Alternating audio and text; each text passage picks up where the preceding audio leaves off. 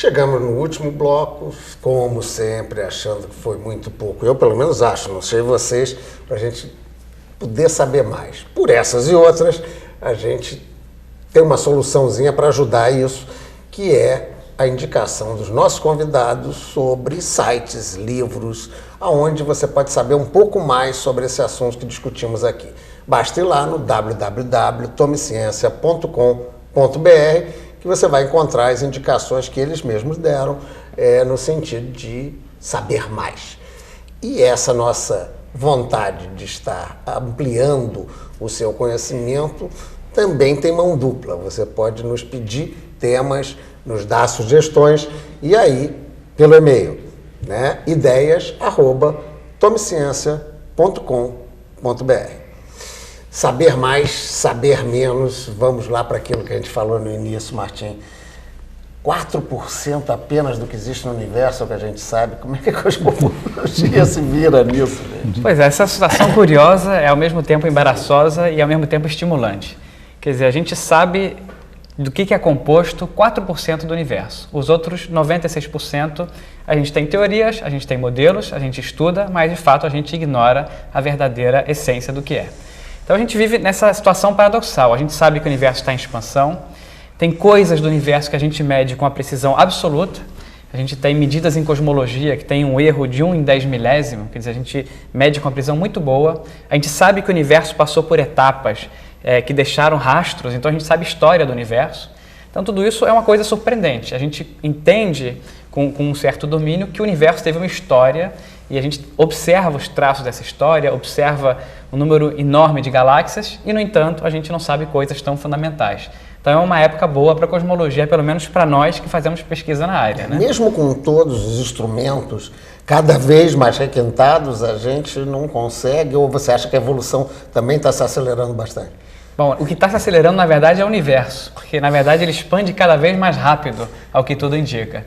Mas, voltando à questão do conhecimento, a gente sempre acha que está quase chegando lá, né? Então, hoje nós temos um conjunto grande de experimentos e alguns que estão sendo desenvolvidos para o futuro, alguns dos quais o Brasil está, vai ou pretende participar. Então, a gente acha que está prestes, nos próximos 10, 15 anos, a responder algumas perguntas sobre a composição do universo. Inclusive, uma delas é uma questão colocada pelo Einstein, que o Einstein propôs um novo ingrediente na gravitação, na teoria da gravidade, e esse ingrediente pode ser o que faz pelo menos 70 desses 96% que a gente desconhece. E nós acreditamos que daqui a uns 10 anos a gente vai saber... O que seria esse ingrediente? Dá uma dica. Bom, esse ingrediente tem um nome assim, é meio metafísico, é a tal constante cosmológica. Foi uma coisa que o Einstein colocou, porque na época do Einstein não sabia que o universo estava em expansão. E o Einstein se preocupou, ao ter a teoria da relatividade, e uma das grandes coisas da teoria da relatividade, é o fato que a gente pode fazer uma descrição científica, física do universo. A gente pode aplicar a física para estudar o próprio universo, a totalidade. Isso em si já é uma grande revolução. E o Einstein ele tinha a concepção da época do universo que era estático. Então, para o universo não estar em expansão, ele teve que mexer um pouquinho na teoria dele e botar alguma coisa, que é essa tal constante cosmológica, para que o universo fosse estático. Bom, depois se descobriu que o universo está em expansão, então Einstein diz, inclusive, que ele chegou a dizer que foi o maior erro da vida dele, pelo menos o maior erro acadêmico, botar essa constante cosmológica. Mas mesmo no universo que está em expansão, essa constante cosmológica faz ele expandir cada vez mais rápido. Então é isso que a gente observa hoje em dia. Então é possível que o grande erro do Einstein, na verdade, tenha sido um grande acerto. Tá certo. Agora, Henrique, seria coerente dizer que, do ponto de vista o universo realmente é sempre o que intrigou, né? O desconhecido. Agora, quando a gente vem aqui... né, pé no chão. Pé no chão, também é tão desconhecido assim?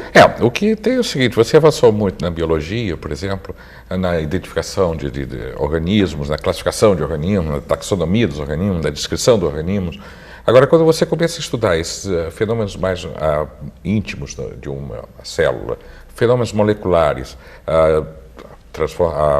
o código genético, por exemplo, no DNA, a produção de proteínas, as enzimas, aí nós começamos a descobrir que nós conhecemos muito pouco. Também. Né? Também. Quer dizer, uma célula, por exemplo, ela consegue trabalhar no sentido de preservar a sua identidade, embora a gente não saiba muito bem o que é identidade, né, o que é um indivíduo, mas ela trabalha no sentido de ir de encontro, ir contra uma degradação. A gente não entende como é que esses processos ocorrem. No campo molecular a gente entende muito pouco, embora possa descrever muito bem, como o Martim falou, a gente pode descrever muito bem em detalhes muito precisos certas reações.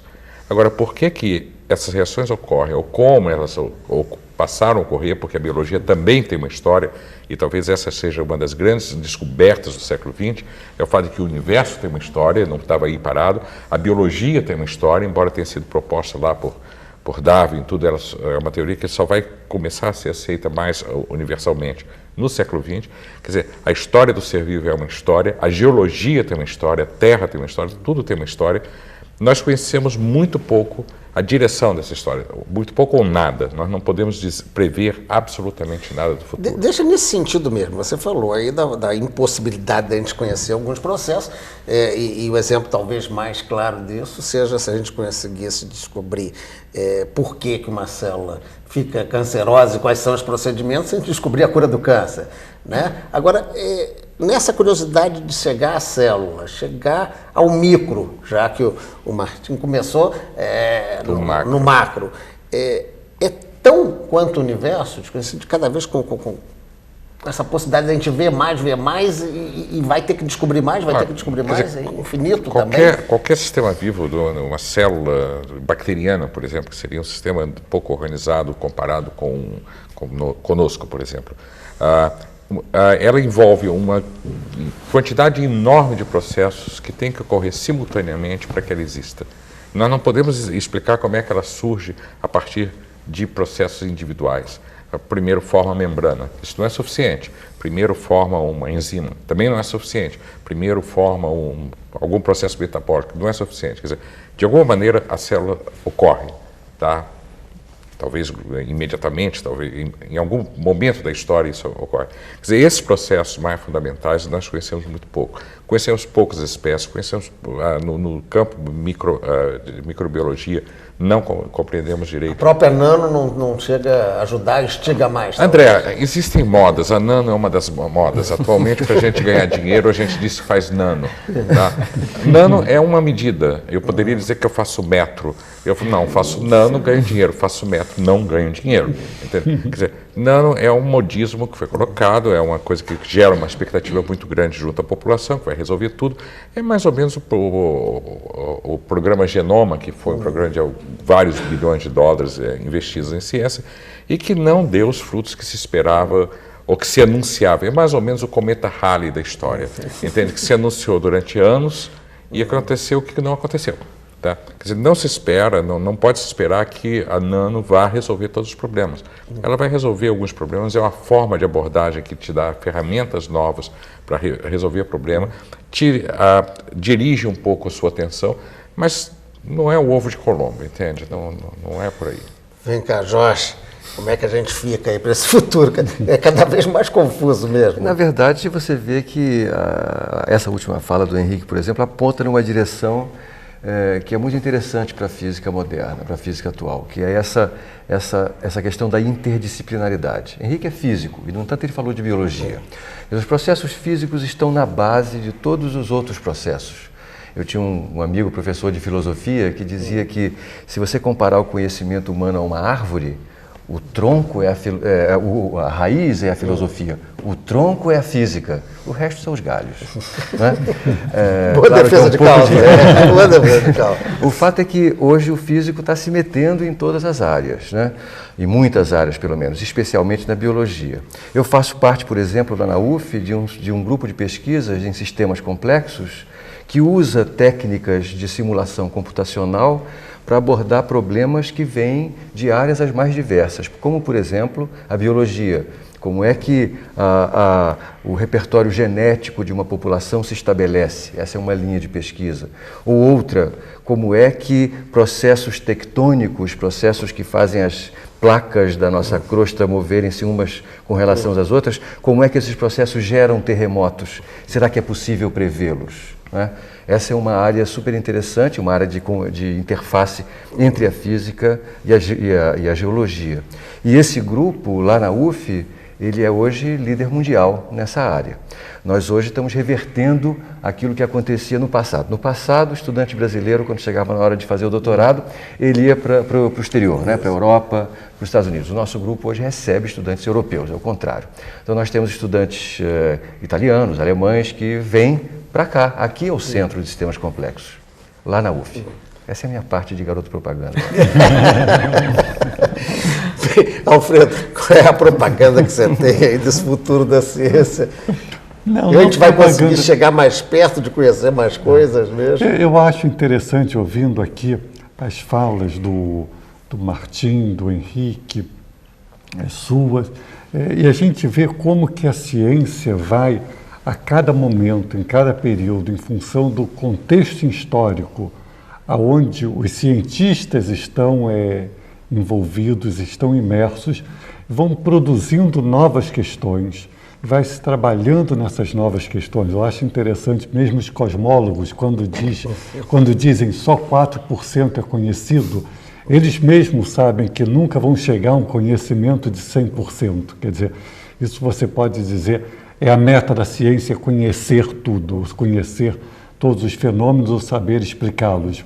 Mas os cientistas sabem que isso não vai acontecer porque novas questões vão sendo colocadas, e eu acho que isso que é a beleza, isso que é a riqueza do conhecimento científico, é você não se satisfazer com as questões que já foram respondidas, mas a partir das nossas realidades de hoje em dia, nós nos colocarmos novas questões, nós nos colocarmos novos desafios e tentarmos trabalhar para tentar responder esses desafios, sabendo que as gerações futuras vão colocar outros desafios e vão tentar responder outras questões depois disso. E essa é a dinâmica, o dinamismo da ciência. Quer dizer, eu acho que muitas vezes o conhecimento científico é passado de forma errônea como algo acabado. Quer dizer, bom, essa é a teoria, esses foram os descobrimentos, é isso que se sabe. Quando, na verdade, quanto mais nós estudamos, mais nós sabemos que nós não sabemos. E temos mais, portanto, estímulo, incentivo para continuar pesquisando. Deixa eu pegar esse restinho, ver se você consegue rapidamente me colocar uma situação antipropagandística, porque você aqui é o único não físico. E eu notei que a física, pelo que nós pudemos perceber aqui, ela realmente tem esse caráter de se misturar tudo, o tronco, como disse o Jorge aqui, e de repente a gente poderia supor que existiria, você que está, né, por formação não é um físico por origem, existiria a possibilidade de ter assim descobertas novas, no seu entender? O futuro da ciência pode aguardar novas revoluções, como a que Einstein fez em 1905, ainda é possível surgir coisas assim surpreendentes? Certamente. Eu acho que virão aí grandes novidades, grandes revoluções, que nós não podemos dizer quais serão, porque senão nós já estaremos definidos. Agora, eu acho que um ponto é claro, quer dizer, esse caminho da interdisciplinaridade. Quer dizer, hoje nós sabemos que uma área do conhecimento sozinha ela não dá conta da complexidade dos fenômenos. E, quer dizer, foi um investimento da ciência, digamos, especializar cada vez mais, diminuir, repartir cada vez mais para tentar conseguir a informação sobre aquele ponto, sobre aquela essência. E hoje, quer dizer, eu acho que os físicos, os biólogos, os neurocientistas, enfim, veem que, na verdade, esse caminho não levou ao conhecimento do pontual, do mínimo, mas justamente cada área tem buscado influências, e isso eu digo também na área das ciências sociais e da história, que também sofre influências e influencia outras áreas do conhecimento, tanto na área das ciências sociais, como na área das ciências exatas e tem, quer dizer, interagido com questões ligadas a neurociências, a questões ligadas à própria física. E eu acho que essa misturar e saber que, quer dizer, nós precisamos de ajuda, no sentido que cada área do conhecimento precisa do aporte e da colaboração de outras áreas para conseguir caminhar nas suas questões e nos seus desenvolvimentos.